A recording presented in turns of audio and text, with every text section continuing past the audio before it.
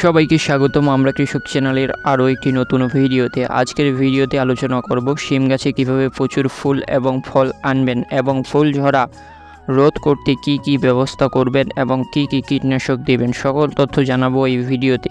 ভিডিওটি শুরু করার আগে চ্যানেলটি সাবস্ক্রাইব করুন এবং ভিডিওতে একটি লাইক দিন।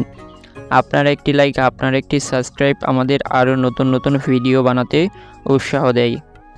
প্রথমে আপনাদেরকে জানাই, ফুল ঝরানো বা ফুল ঝরে যাওয়া রোধ করার জন্য আপনারা কি কীটনাশক ব্যবহার করবেন। ফুল ঝরে যাওয়া রোধ করার জন্য আপনারা ব্যবহার করতে পারেন একটি বোরন সার।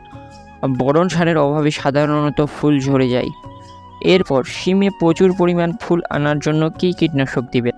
শিম গাছে প্রচুর পরিমাণ ফুল ও ফল ধরতে আপনারা প্রথমেই ব্যবহার করতে পারেন মিরাকুলানের সাথে সাথে আপনারা ব্যবহার করতে পারেন ফ্লোরা ব্যবহারে আপনাদের গাছের অধিক শিকড় গজাবে এবং ফলে মাটি থেকে আপনাদের শিম গাছ পুষ্টি সংরক্ষণ করতে পারবে। ফুলের রং ও চকচকে হবে ও সময় আকৃতি বড় হবে। সর্বোপরি ফ্লোরা ব্যবহারে আপনাদের ফসল 20 থেকে 30% বৃদ্ধি হবে। এবং মিরাকুলান ব্যবহারে আপনাদের গাছের ফুল ঝরা বন্ধ হবে এবং নতুন নতুন ফুল আসতে সাহায্য করবে এবং গাছের মুকুল ঝরা রোধ হবে। এই দুইটি ঔষধ যদি আপনারা ব্যবহার করেন তাহলে আপনাদের শিম গাছে প্রচুর পরিমাণ ফুল আসবে এবং ফুল ঝরে যাবে না।